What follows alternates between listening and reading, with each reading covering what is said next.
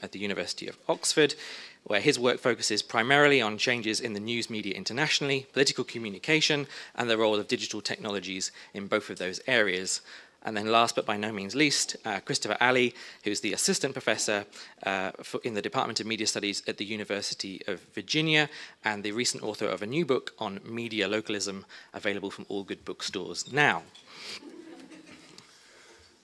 I also just want to, before we start our conversation, just draw your attention to the fact that this is part of a series of discussions about engagement, which has been kindly organised in partnership with the International Journalism Festival and the Agora Journalism Centre, the gathering place for innovation in communication and civic engagement at the University of Oregon.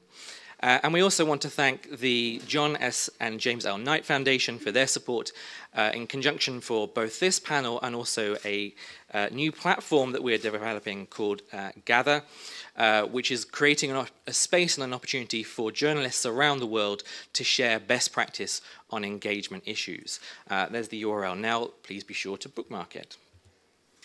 So I just wanted to kind of kick off our discussion today really by asking each of our panelists to just say a little bit more about themselves and a little bit more about the kind of context of their work in the local space. And Alison, if perhaps we could start with you and work our way along the line, then that would be great. Sure. Hello everyone. So yeah, my name is Alison Gow. I work for Trinity Mirror as the digital innovation editor. Trinity Mirror is the largest. Can't hear you. Is the microphone not on? Now? Right, sorry, I didn't realise that. I actually had to press a button. So, hi, everyone who didn't hear me. I work for Trinity Mirror, which is the largest print / digital regional news company that's ever existed, actually, in the UK. We merged with another company called Local World just over 18 months ago. And we now cover kind of from the tip of Scotland down to Land's End. So I've been a journalist for 26 years now, I think. I started at the age of 18 in my local newspaper. I've always worked.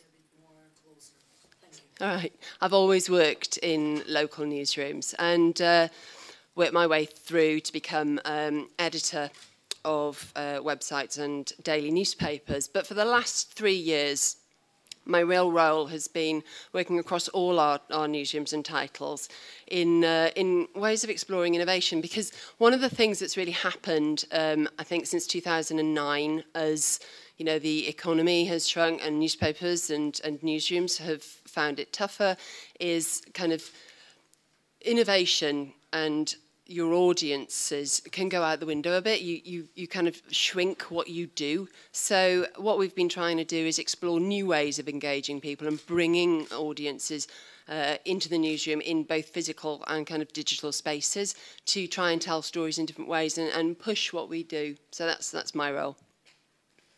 Great, thank you, Alison. Daniela. Okay, I learned that I have to turn on the microphone. That's good.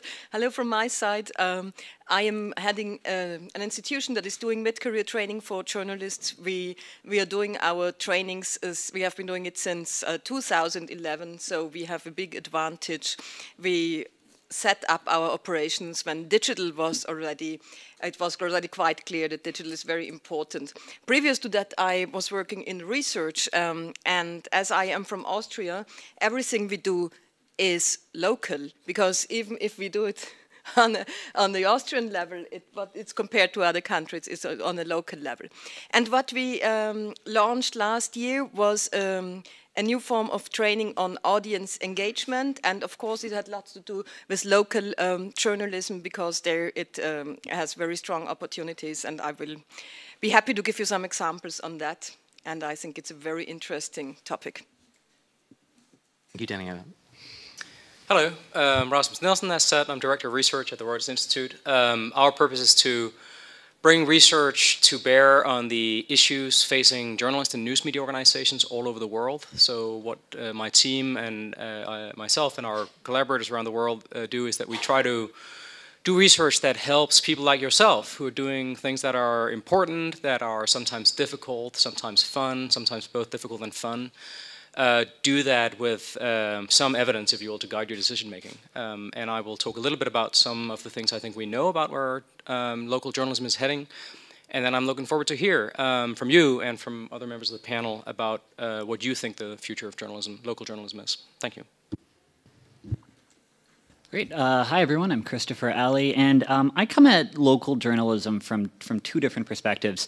On the one hand, with our fearless moderator, Damien, we have been working for the past year on a project funded by the Tao Center for Digital Journalism at Columbia University, assessing the state of small market or small town newspapers in the United States. And so we've done surveys, we've done interviews, and come up with some very exciting findings, some of which I hope to share with you today, including a sense of optimism amongst small town newspapers, believe it or not, about the future of the industry. So that's something I'd like to get into.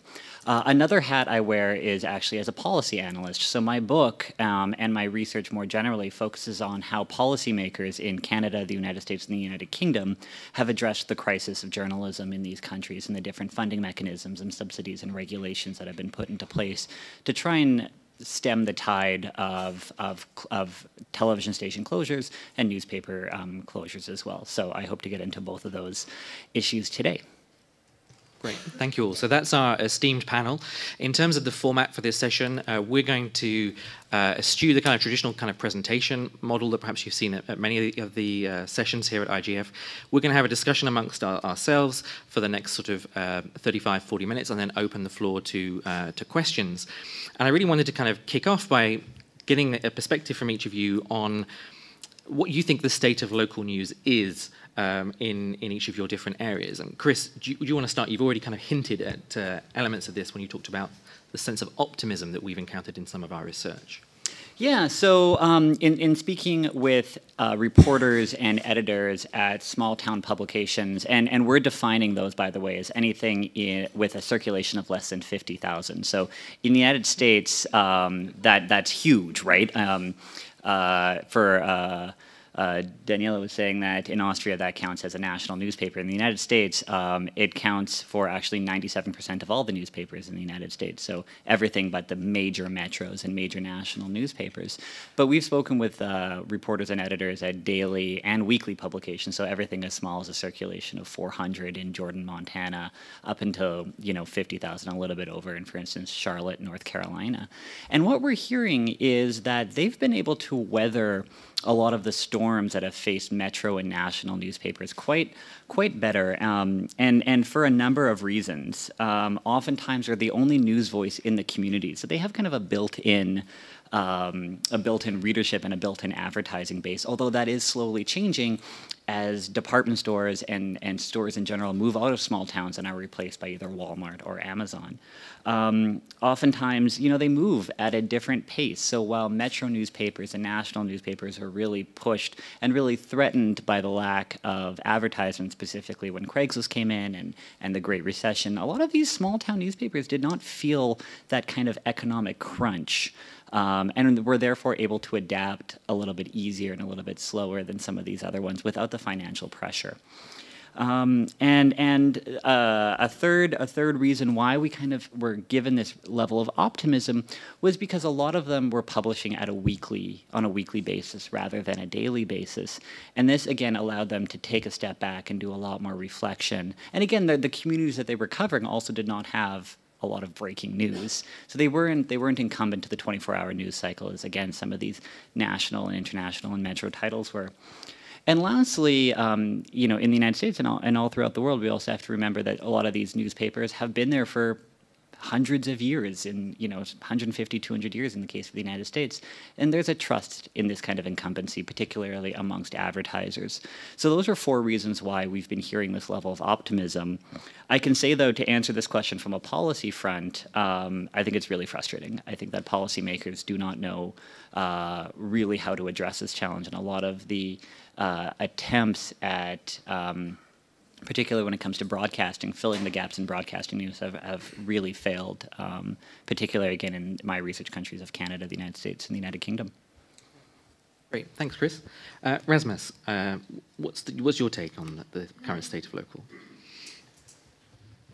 So I think a lot of people who look at local journalism from the outside have sort of a funny, almost schizophrenic view of it, in the sense that, on the one hand, a lot of people say that local journalism is terrible, right?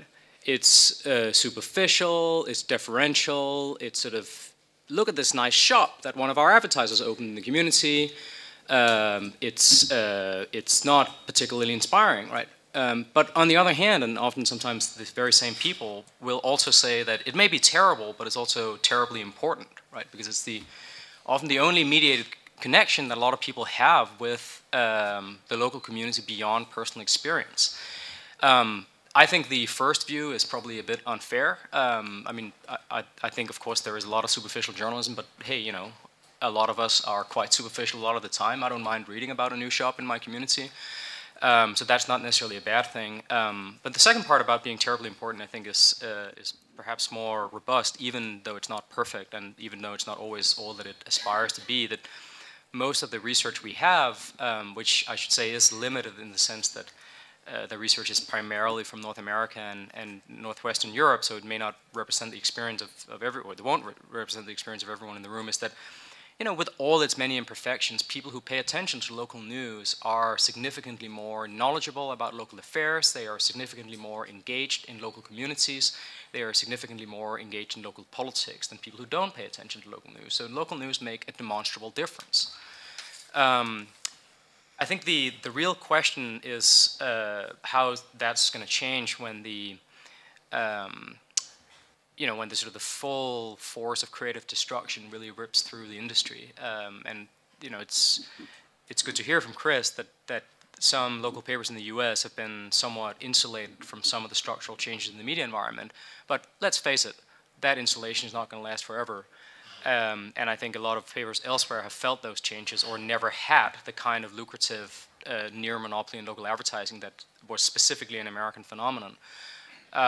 So, I mean, we'll turn to the challenges next, and really I think one of those is the business, and I suppose the other one is then the question of, you know, how do you go do great journalism locally if you don't have the resources that you were used to having in the 90s?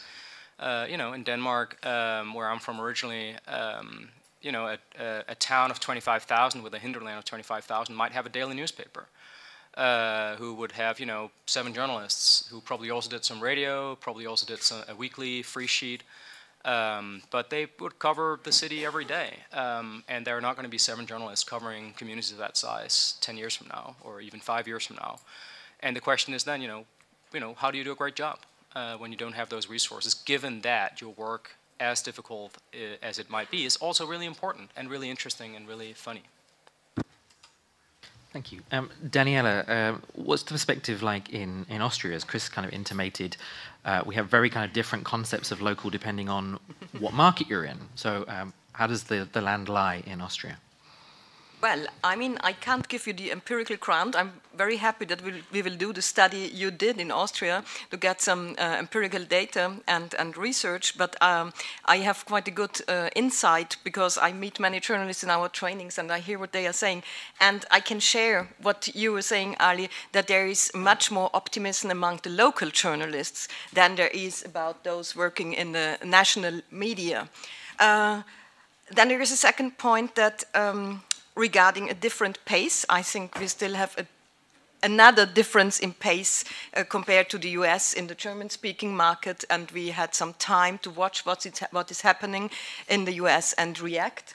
And some of the media company, of the local media in Germany and in Austria as well, did react, and they have quite a strong diversification of their revenue streams.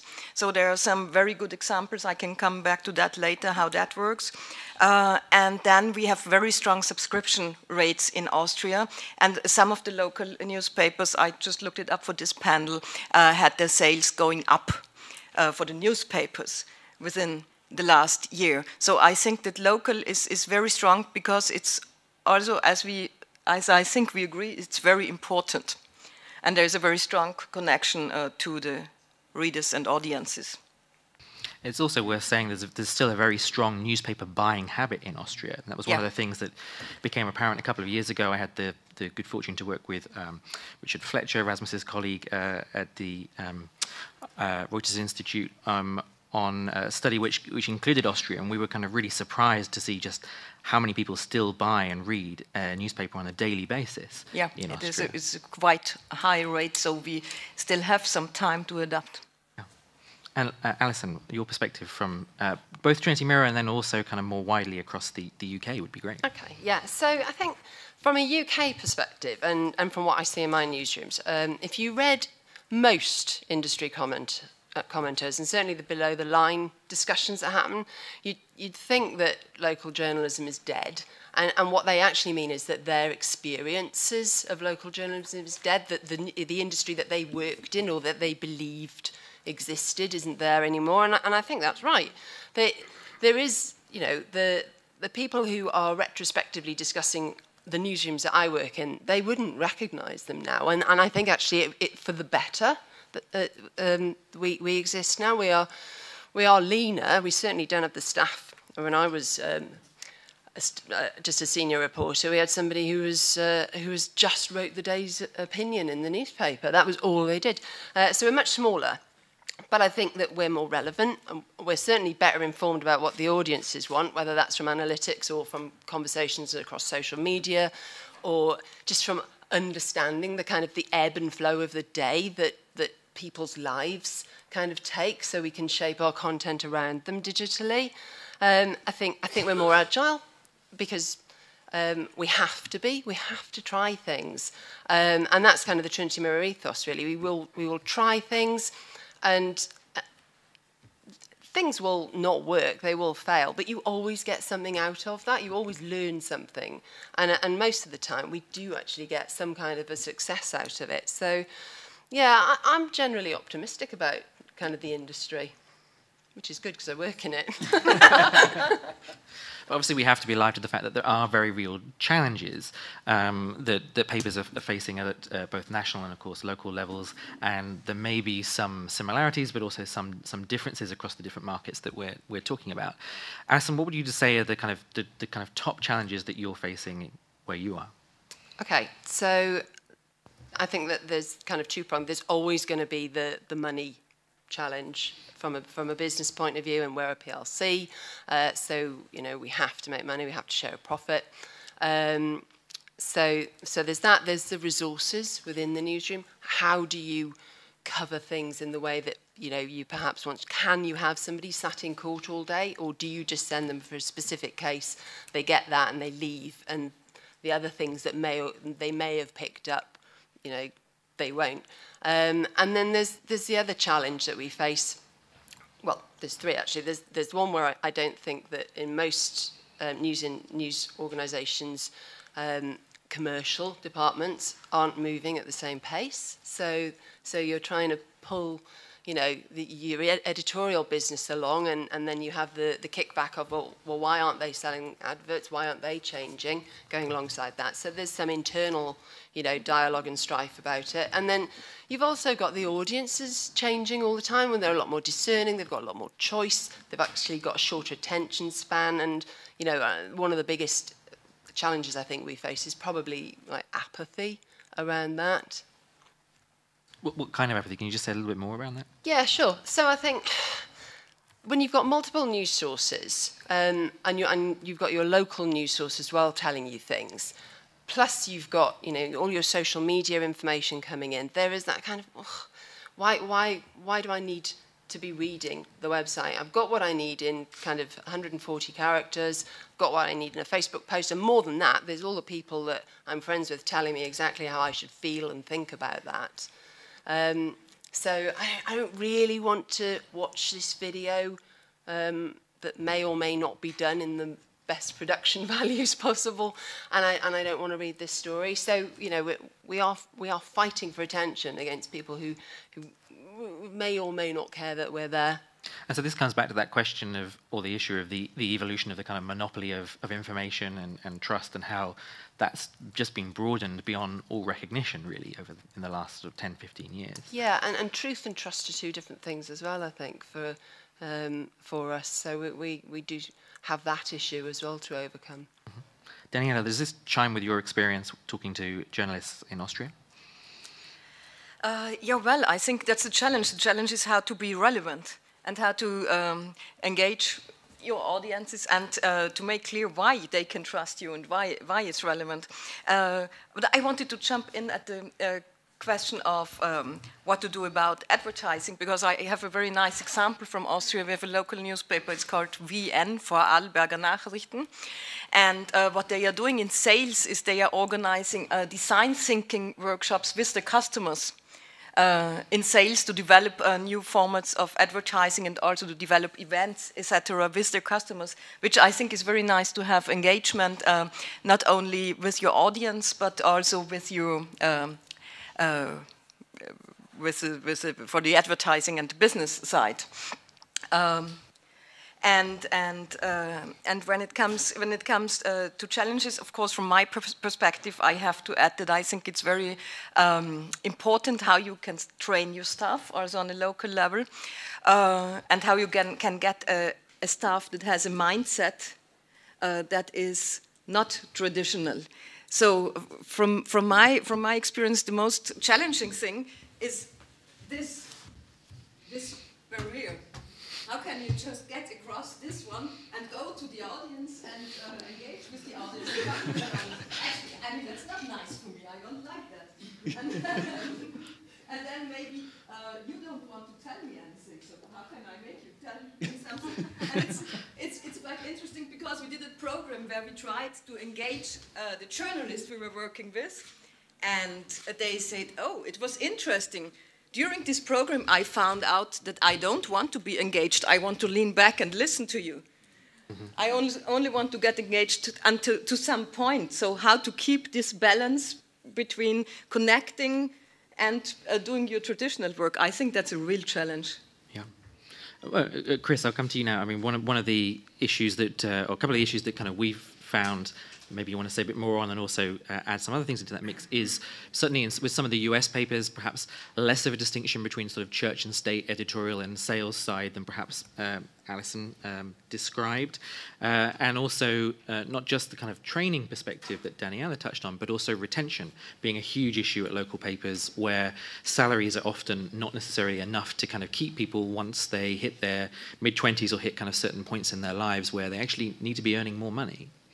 Yeah, piggybacking off that, you know, so when we were talking to reporters and editors, one of the things we asked was, aside from time and money, what are some of the major challenges? And it was interesting to hear that staffing was one of them, recruiting and retaining young talent, particularly to come to small towns, particularly to earn less than agreeable salaries. Whereas before, it seemed that in the United States, the local newspaper was the paper where you could cut your teeth, right? And then you move on to a larger paper, and then a larger paper, and then end up at the New York Times or the Wall Street Journal or something like that. Now it seems that younger people coming right out of journalism schools have no desire to move to the middle of Mississippi to start their journalism career, and they try their hand at New York or San Francisco or Los Angeles. Other challenges that we heard about is the question of ownership.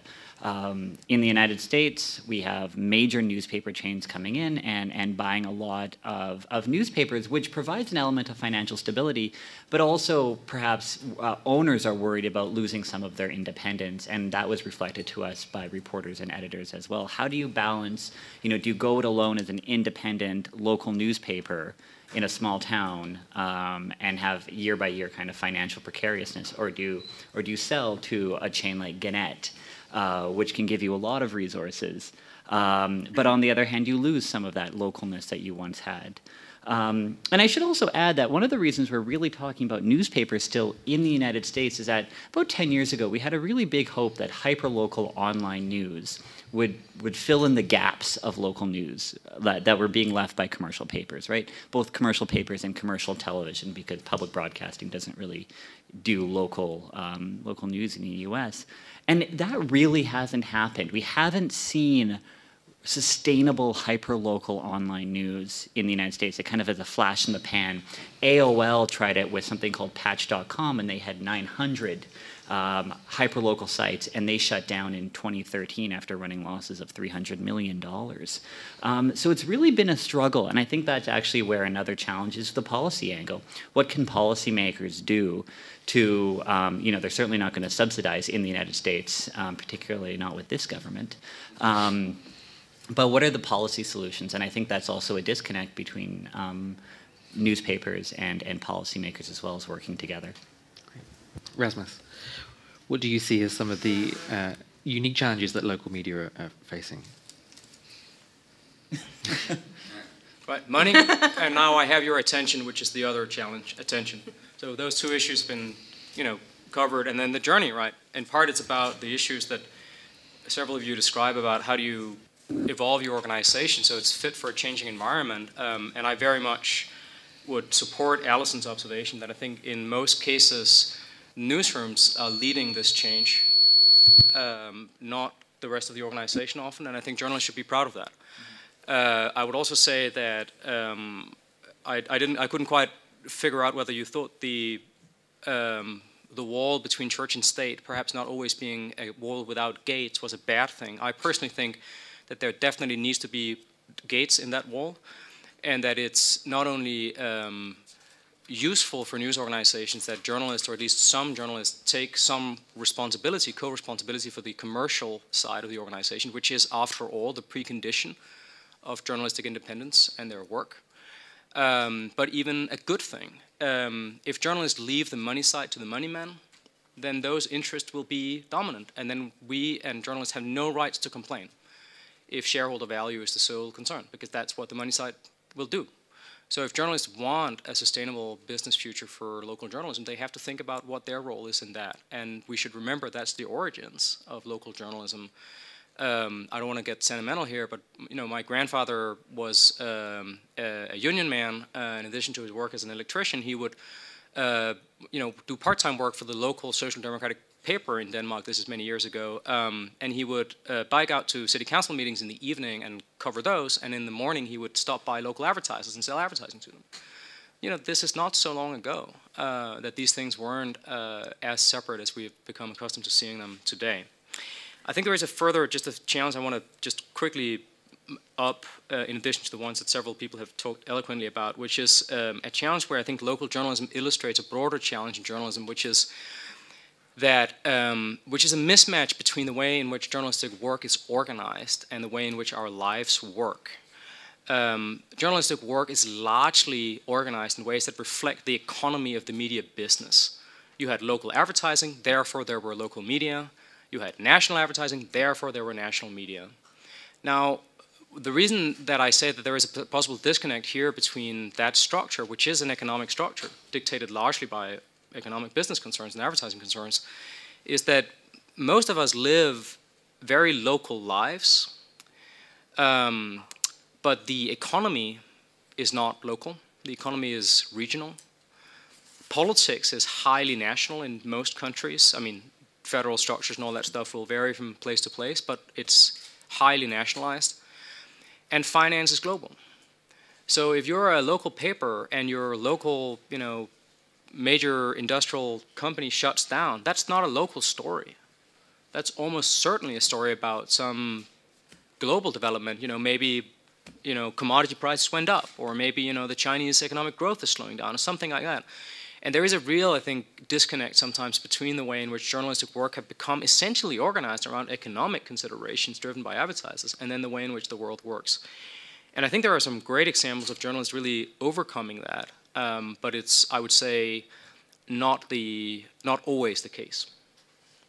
Well, and I think it's fair to say that most local outlets, be that TV, radio, or print, in many cases, are an accident of geography rather than as a result of kind of the natural way in which communities define or see themselves. They've often been defined by either a particular kind of economic footprint, or in many cases, what was the transmitter range for TV or radio, and that was what constituted a region or a locality, not necessarily how a community might define itself. And of course now, with the move to digital, where distribution is no longer confined by transmitter range or how far it's practical and economical to drive your physical print copies and sell them, or where your advertisers want to sell their products, that part of the structure is going to change very quickly.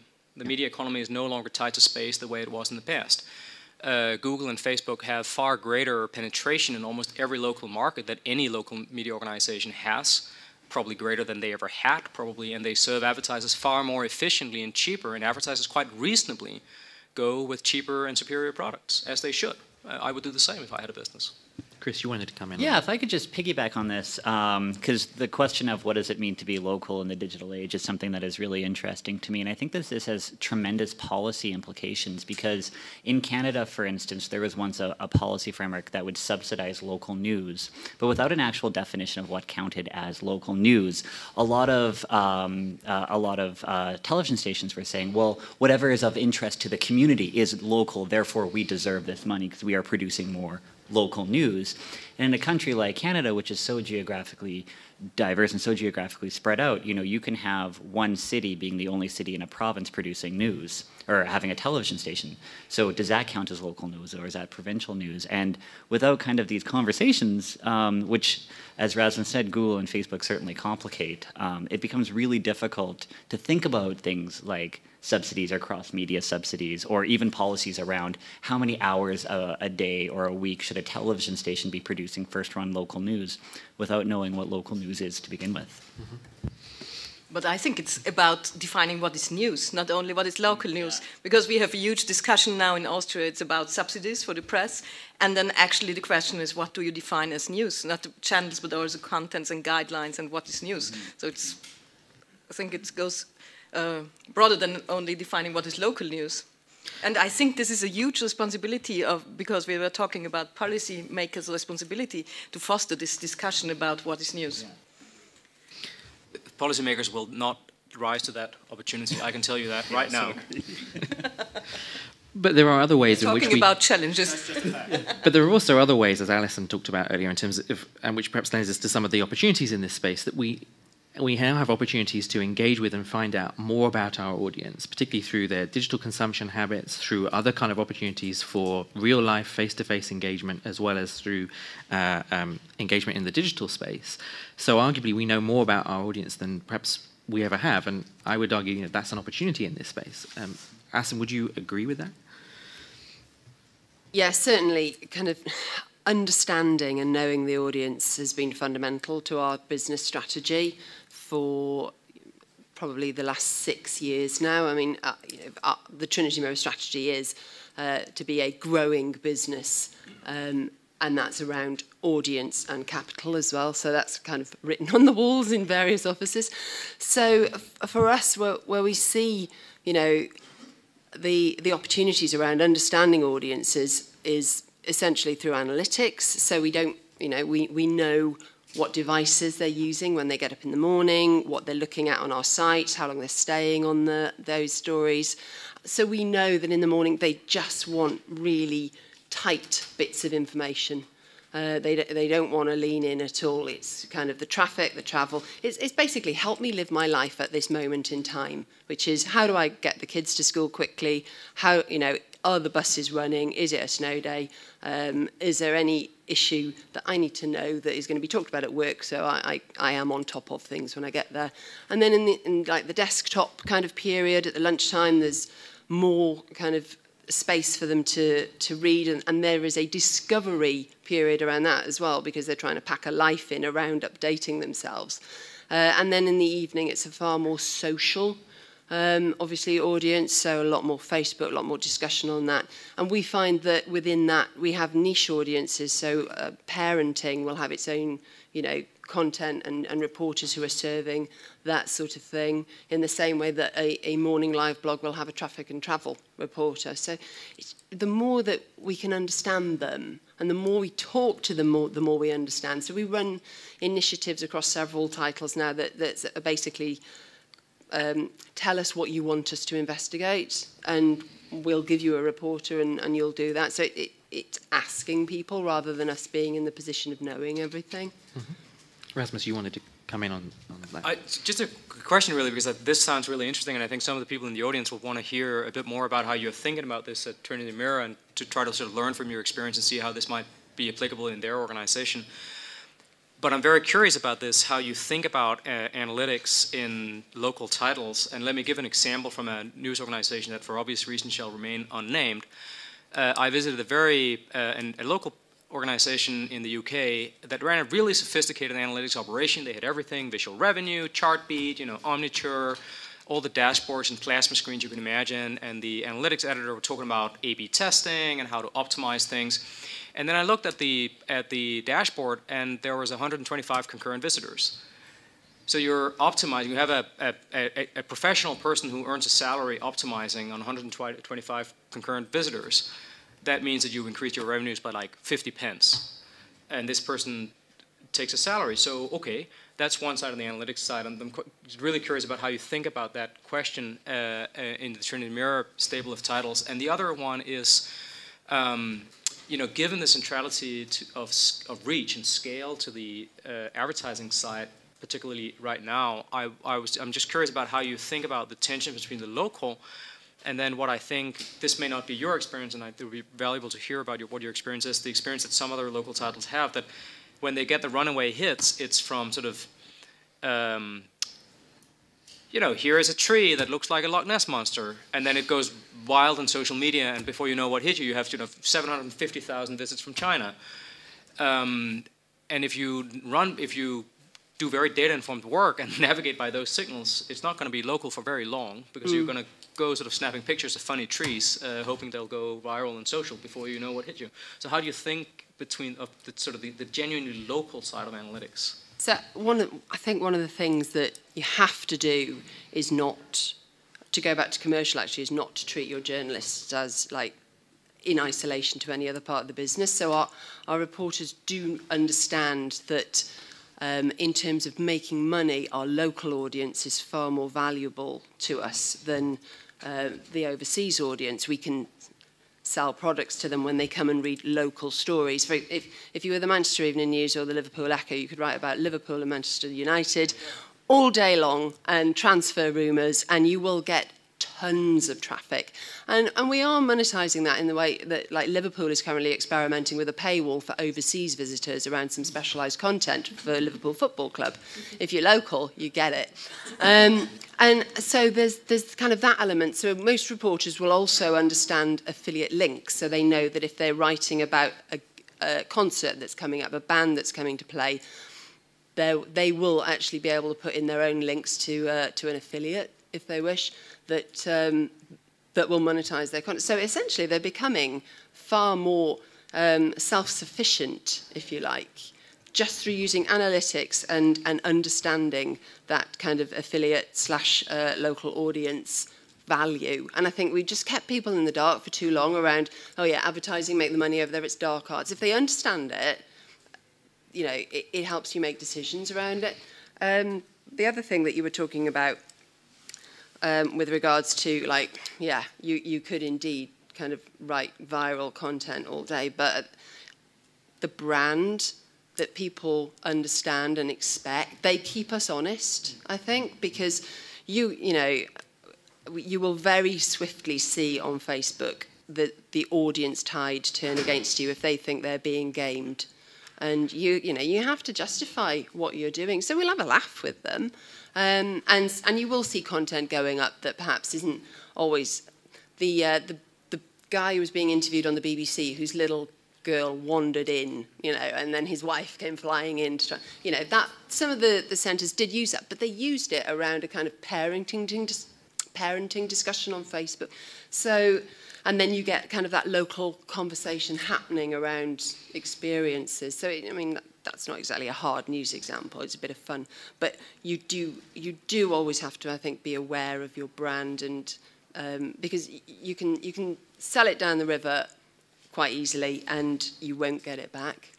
And Alison, do you want to just quickly say something about some of the emerging platforms? I know you talked, for example, with the media briefing recently about the work you're doing around live video, and it'd be interesting to kind of share a little bit about what you're doing in a kind of innovation space. Yeah, so we are live a lot now, and most of the time it's what our audience really expect from us locally. They want us either on live blogs, or they want Facebook Live, or streaming.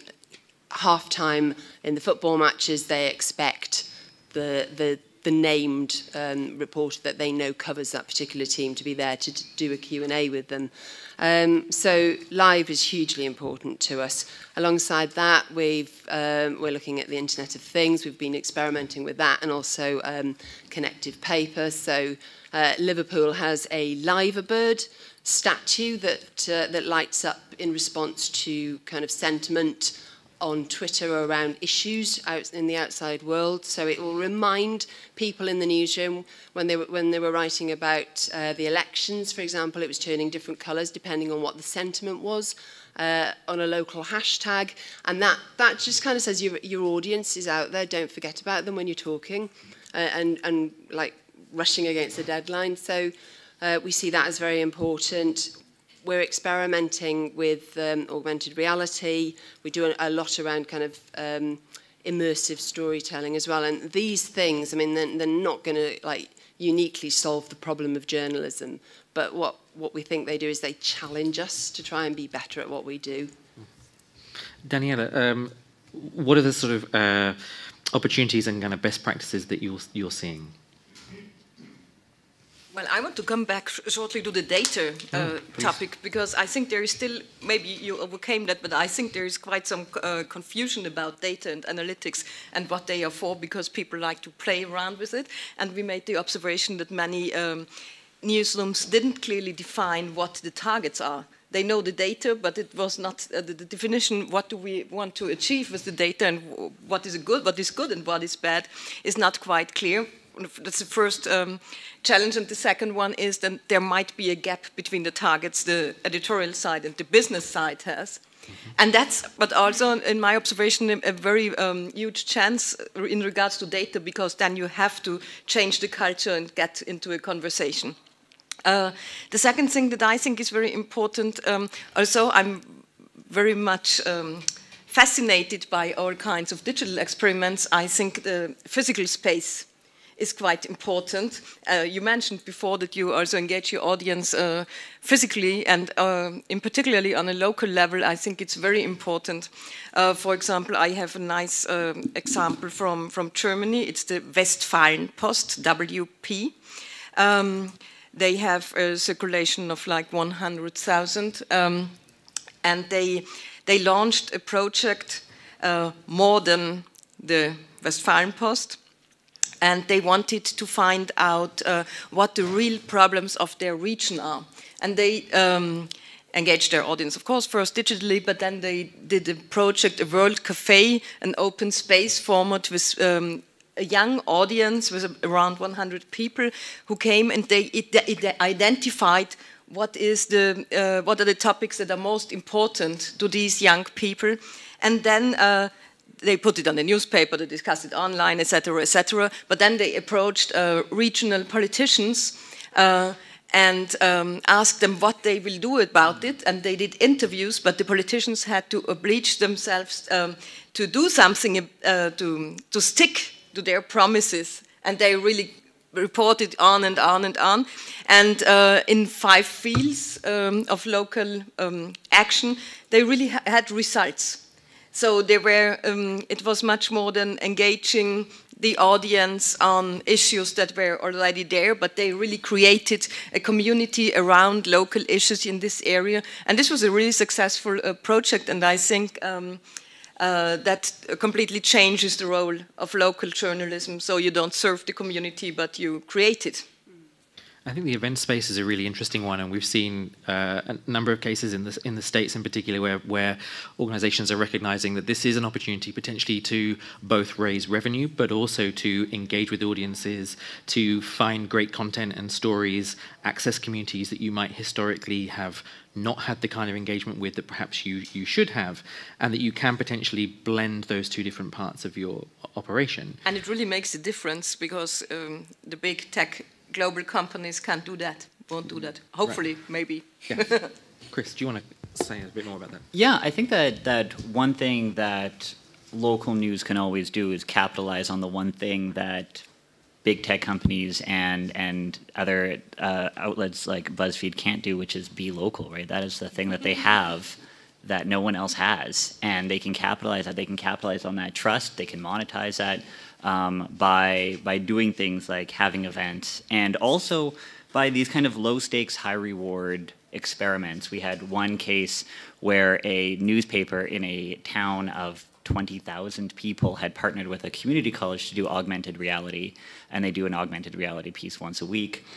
We had another piece another place where this was a town in Bruce, Mississippi, is my favorite case study we did, where they're playing a long game and trying to reach high schoolers on social media, not thinking that high schoolers will ever subscribe to the paper while in high school, but when they settle in the community will then think about the paper as a place where they can that they can engage with. And I think because there's still a lot of cultural capital about being in the newspaper, particularly in small towns. But my mom still posts clips out things when I'm in the paper and puts it on the fridge, and I don't think that's insignificant. So these kind of experiments and these kind of abilities to capitalize on being local, I think, are really important and are often are missed, because I think that when newspapers felt the crunch, the first place they started cutting was local, and that was a tremendous missed opportunity, I think. We'll come to questions from the floor in a moment, but I just wanted to also hear from Rasmus in terms of opportunities and potential kind of best practices that you would like to share with the room. I mean, I think first of all, I think we have to face the fact that there's not going to be less money than there was in the past. And therefore it's important that local journalism face the same great opportunity as many other forms of journalism, that you can do great things very cheaply. Because digital technology is amazing, not only for me as a user, but also for you guys as journalists. And that's great and important, because there are going to be fewer heads in the newsroom. And then I think there are two key opportunities, right? One that several people on the table, I think, rightly have highlighted, which is local news organizations have an inimitable advantage in their locality. I don't want to be a sort of a French existentialist with sort of a cigarette, but there are very few things in life that make sense. Okay? And one of those things is your local community. People care, and that's an inimitable advantage. Not everyone, and not everyone equally, but it's an inimitable advantage that you can conjure out of thin air, meaning. And that's important. And I think that leads to the second opportunity, which is that I think we accept the fact that whatever local journalism is in the future, it won't be what it was when I was selling subscriptions to the regional paper in the region of Denmark where I grew up. It's not going to be sort of 100 and some editorial pieces published every day. That's not going to be local journalism in the future. Maybe part of it, some of it, but it's going to be something different. And what is that different thing? I mean, most of the innovation we see in both the practice and the business of journalism globally is a polarization between niche and scale. Niche is the Times of London, and scale is the Mail Online. Niche is the New York Times, and scale is Huffington Post and the rest of the Oath consortium. And the reason that we know we have to think of local journalism in the future as different from that is that neither niche nor scale works locally, because both are premised on volume. Niche for the New York Times means that less than 1% of the American population will be paying subscribers, but that's still 3.2 million people. I mean, babies and all, but still, you get to quite big numbers quite quickly. And scale, you have organizations like the Mail Online and the Guardian, Huffington Post and others that have enormous audiences, and are even there, it's not easy to actually run a profitable business on that basis. Neither niche nor scale works if you start from local. So I think the question then is, what does it look like then?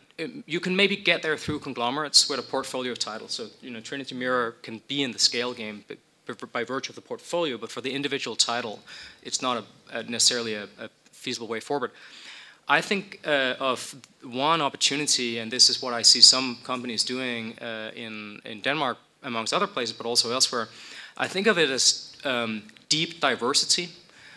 So it's neither niche nor scale, but it's starting from the fundamental question is, what are we doing? And what we are doing is that we are helping people connect locally. That's what we do. That's local journalism. And then engineering both the editorial and the commercial and the engagement strategy around that. That is what we do. And that's not simply about publishing 100 and some pieces of content every day through a multiplicity of channels. It's about thinking about how you help a spot with GPS coordinates be a place, be somewhere rather than just anywhere. That's what local journalism is about. And how can you build a business around that? Bringing people together. That's not commercial. That's not only commercial. It's also commercial. But that could be, doing well by doing good. Okay, thank you. That seems a good point at which to open the floor and to take questions from the room. So, lady there. Oh, we'll start at the back. Okay. So.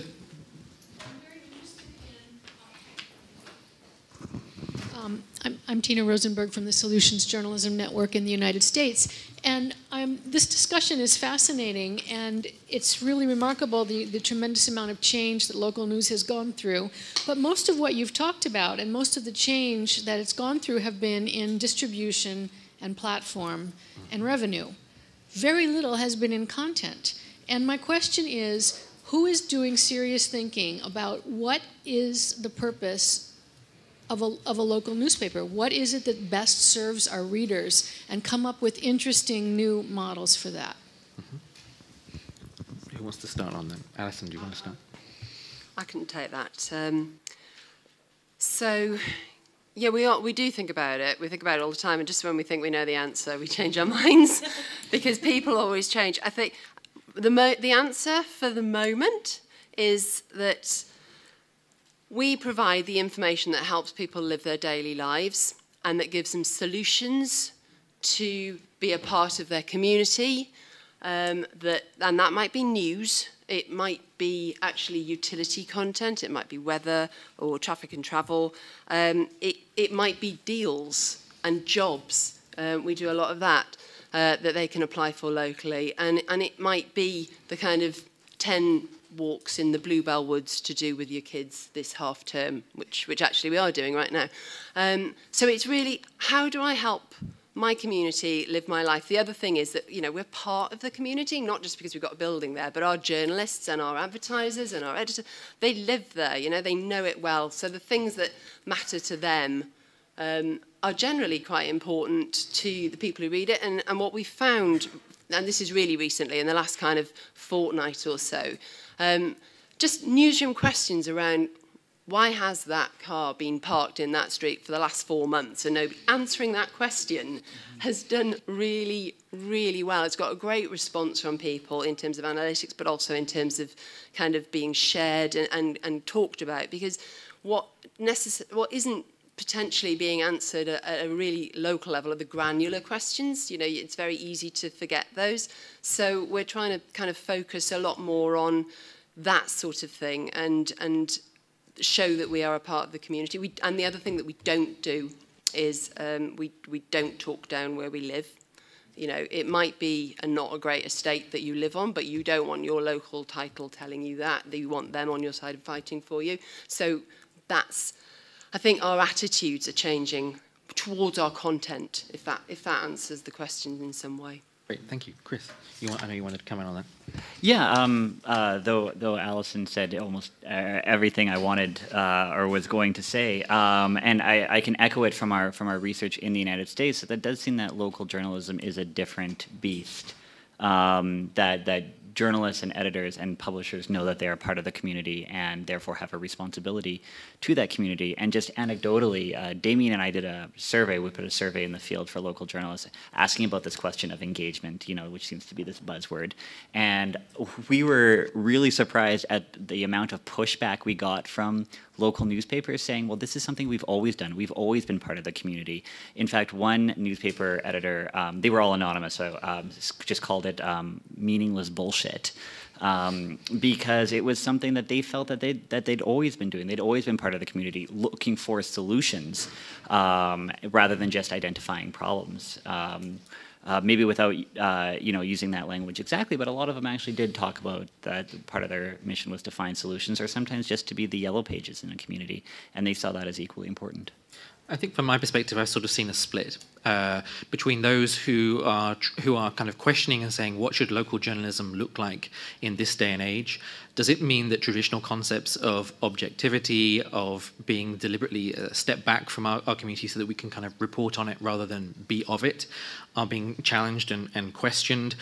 We've had conversations with people where terms like solutions journalism or discussions around the role of a newspaper as an advocate for a community kind of emerged organically as part of those discussions, and where people are using analytics tools, particularly programs like the Metrics for News program from the American Press Institute, to try and understand what are the passions of our community, what are the kind of pillars of our coverage, and how do we tell those stories through the lenses that kind of really matter to our audiences. And perhaps that means just kind of reframing content and telling it in slightly different ways. So that's kind of one half of the story. The other half is of talking to a lot of publications who basically saying, even though our audience, our kind of print audience, which still represents usually around 75–80% of our revenue, is dwindling. We have this kind of growing digital audience that we can't necessarily monetize, and our newsroom is in many cases considerably smaller than it was even a few years ago, never mind a decade or so ago. They're still trying to do everything that they have always done. I asked the question, what beats do you not cover now? Or what beats have you decided to do in different ways? And in many cases, I'd say probably about 50% of publications said, no, we're still trying to do everything. And they are kind of stuck in a particular kind of habit and pattern in terms of what they think local journalism is and how they should behave. And so changing that paradigm is incredibly challenging. And I'm not finding a lot of kind of grey areas, kind of very split down those two perspectives of those people who are really kind of trying to question everything and refocus and reinvigorate and reimagine themselves, and those who are saying we are holding on to this halcyon image of our past, but trying to do that in incredibly trying circumstances. There's a question there at the back. Thank you for the fascinating discussion. I just wanted to ask, there's been talk about advertisers at local level. Part of what I think has insulated local news from, as opposed to big metropolitan, is that the decoupling of classified advertising hasn't been as swift and as harsh. Do you think that trend will remain? Do you think local news will be able to hang on to at least some pockets of traditional classified advertising and potentially even recouple others that have been taken away online? Mm-hmm. Who would like to come in on that, if anybody? Well, it's gone in the UK, so I'm not sure I can answer it. It's that horse is over the horizon. I mean, that is gone. It's never coming back, and it's because other people solve those problems better. And there is just no way from where news organizations are today to being better at solving those problems. And I think it would be liberating for local news organizations to stop reminiscing about the past and dreaming of ways in which they can take on companies who do this much better and focusing on things that they are genuinely best at, rather than being a distant second best at solving a problem that is solved. Chris? I will say, though, in the United States, that question has not been answered. In particularly in smaller towns, online hyperlocal boards have not sprung up to replace the newspaper, so they are a little bit more insulated. I mean, I think there's a big opportunity right now for these newspapers to get into this market because someone's going to fill it, and someone's going to fill it very quickly. We heard about some examples of local newspapers doing ad boards like job postings and things like that, and charging for them, being able to make some money. So there is an opportunity. There is a window here in the United States, particularly for smaller communities, but that window is shrinking every day, and we haven't seen newspapers step up to the plate and offer some of these more enhanced classified services. And I think there's an opportunity here.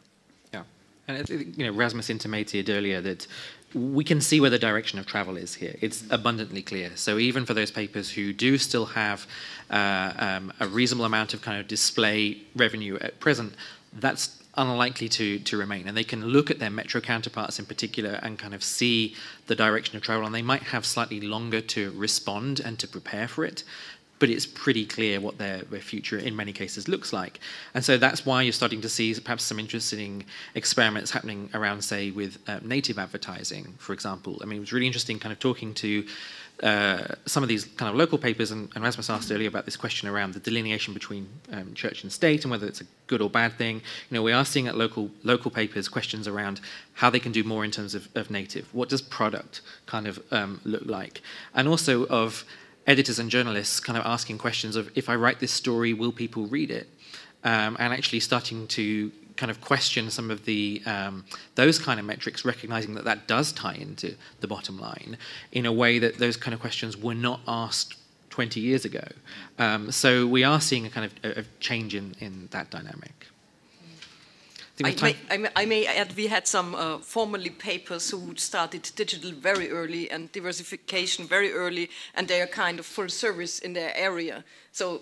But we don't have to discuss that because it's too late if you haven't done that earlier. Yeah. But there are examples. We have another question here at the front, and I think that's probably the last one we have time for today, unfortunately. Hello.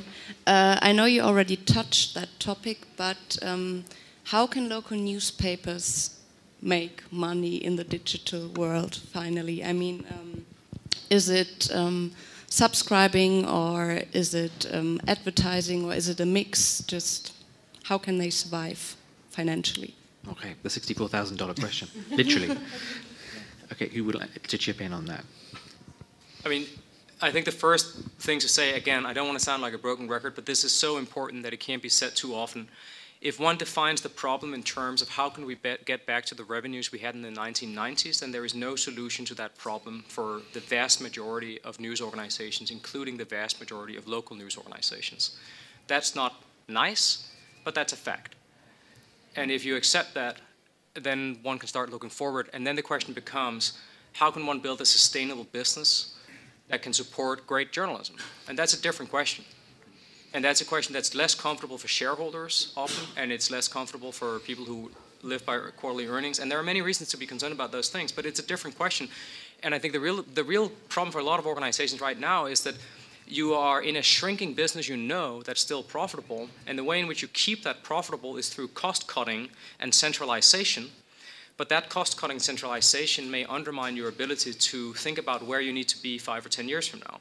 This is incredibly hard and really, really difficult. And these are not stupid or evil people. They are people who are trying to do well for their company and for their employees and for their shareholders. I think the future has to be one where local news organizations start from the question, what is the problem that we solve? And that problem is to a much smaller extent than in the past, utility information.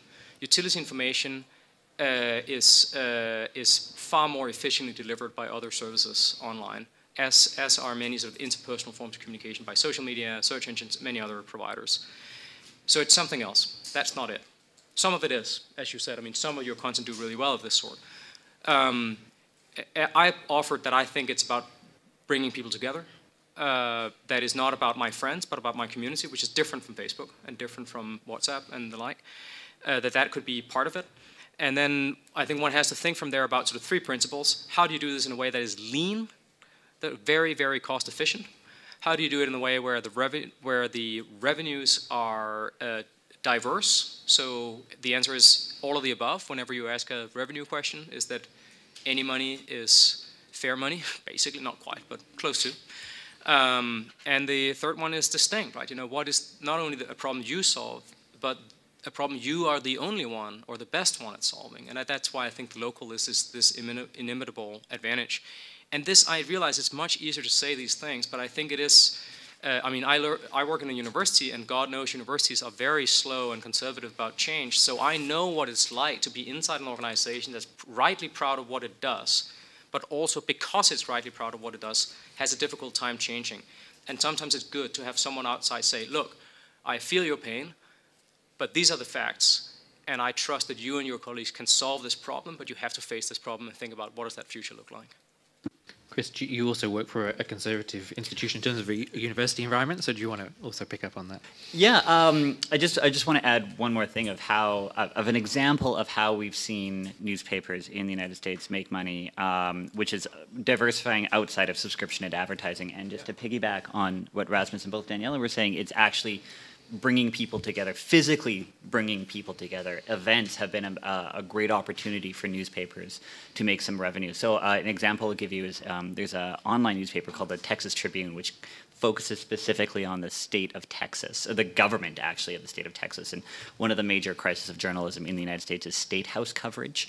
There's not a lot of reporters anymore just covering state governments, and that's what the Texas Tribune does. And they hold something every year called the Texas Tribune Festival, which is a 3-day event bringing together activists and policymakers and journalists and members of the public. And it's free, but they sell sponsorships to this.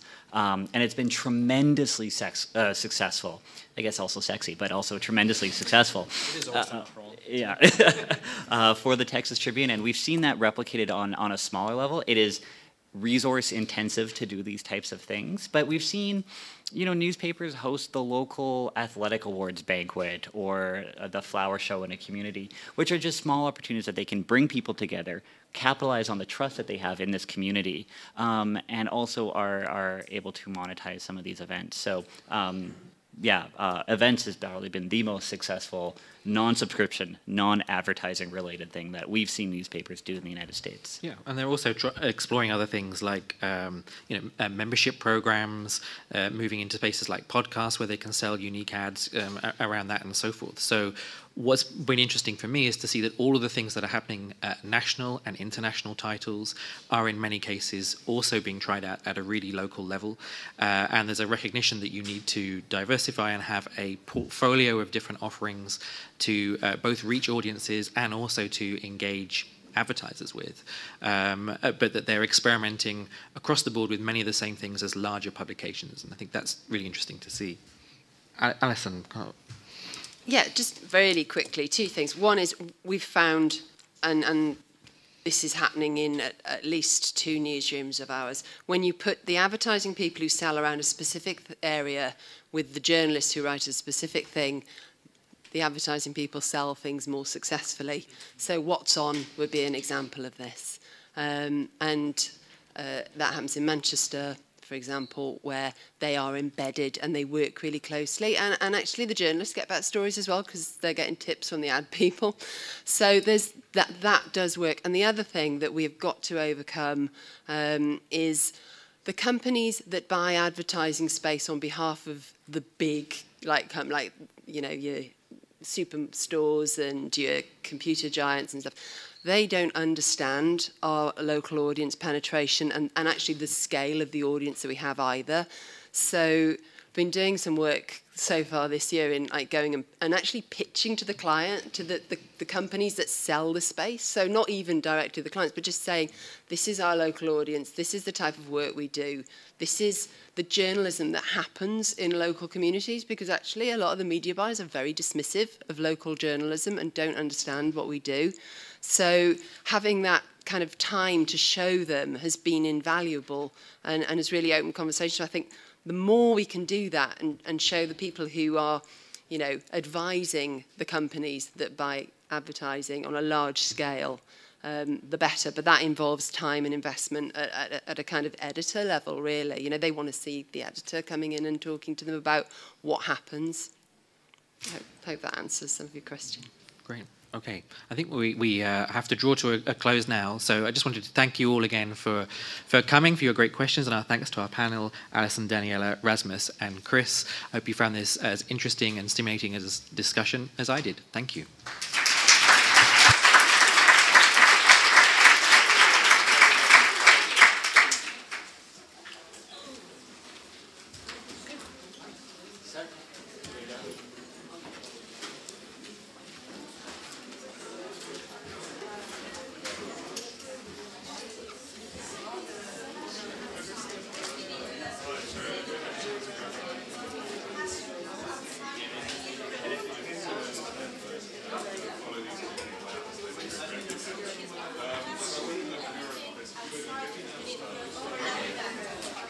No, sadly, no.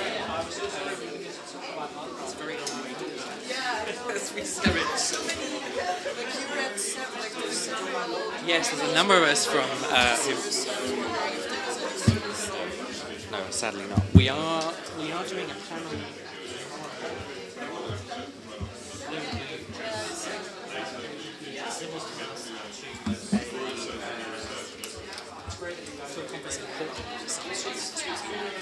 But it takes 24 hours to get, and it's expensive.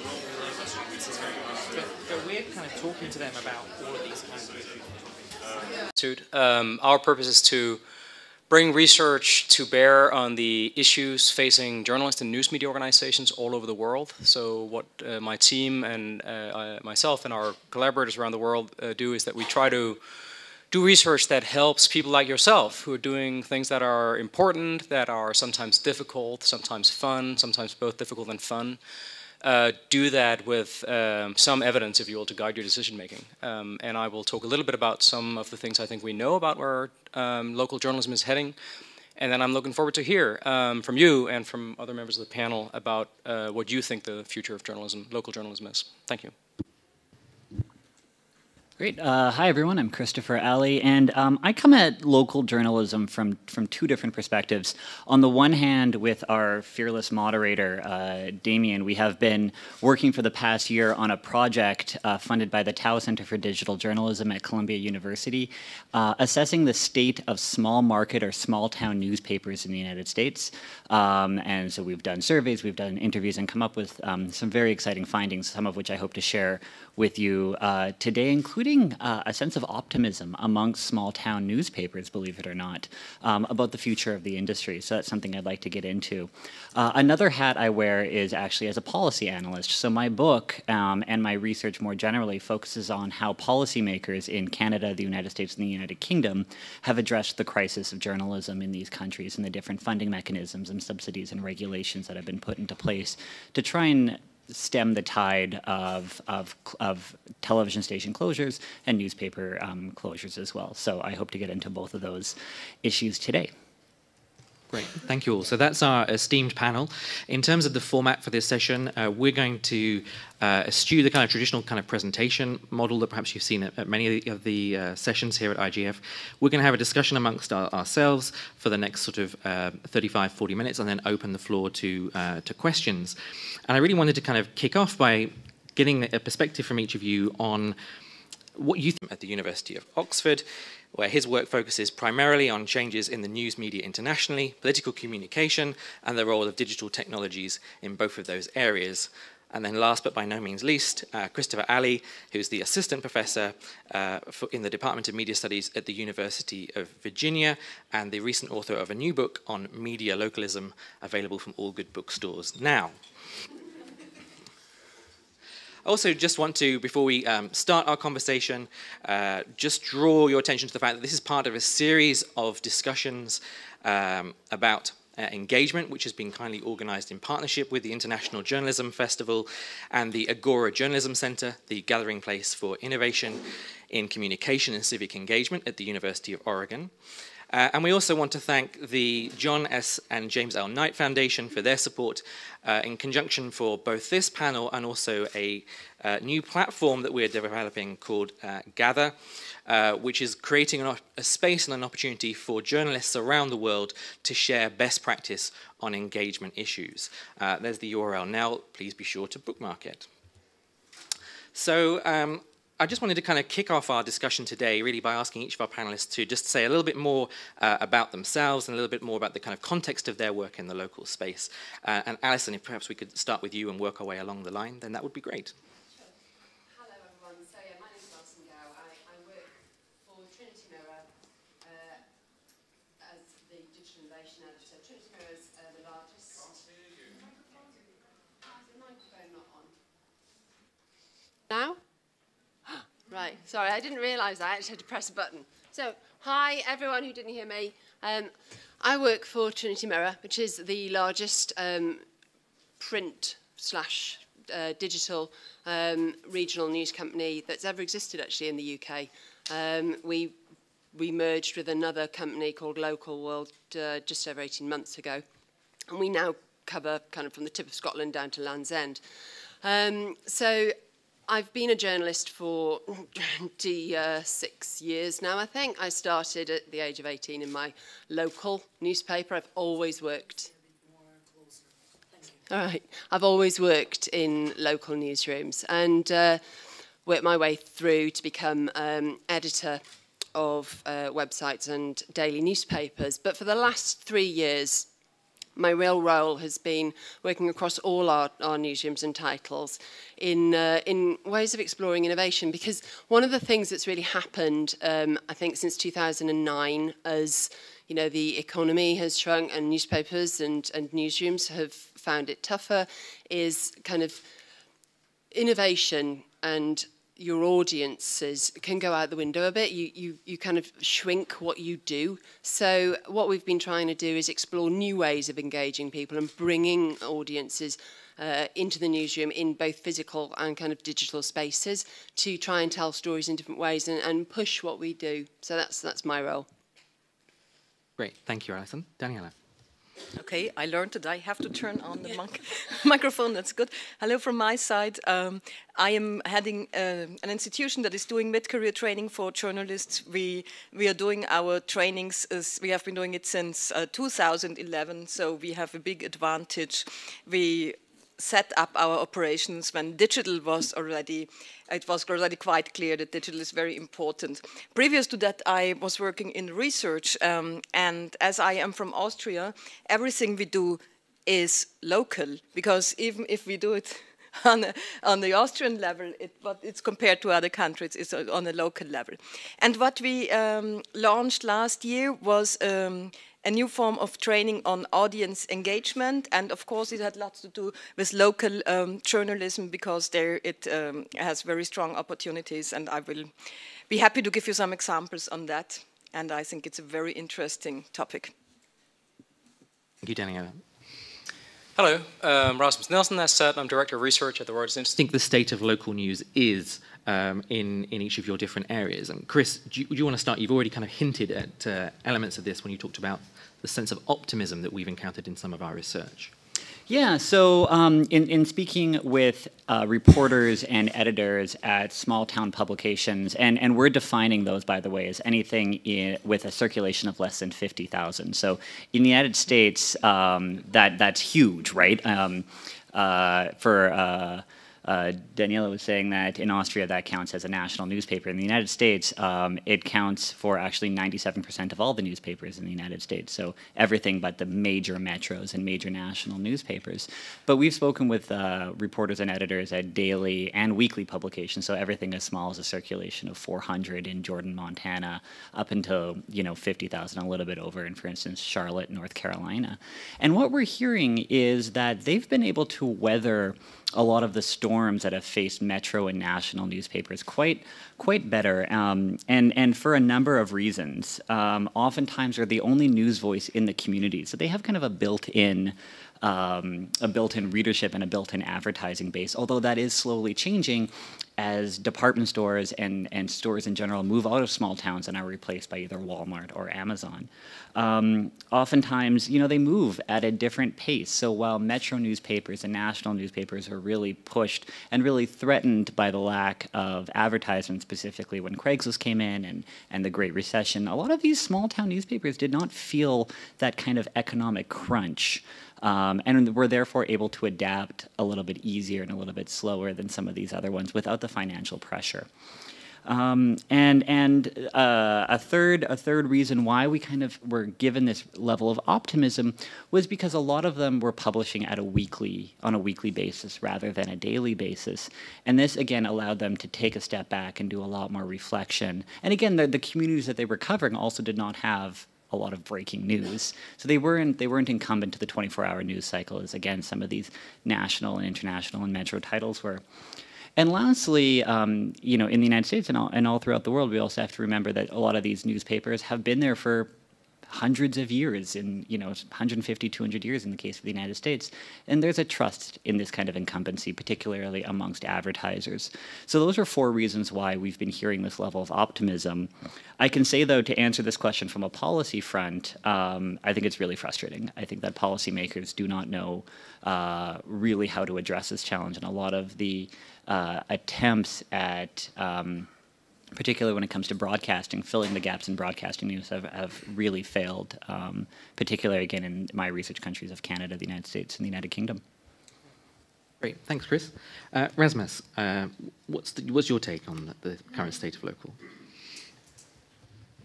So I think a lot of people who look at local journalism from the outside have sort of a funny, almost schizophrenic view of it, in the sense that, on the one hand, a lot of people say that local journalism is terrible, right? It's superficial, it's deferential, it's sort of, look at this nice shop that one of our advertisers opened in the community.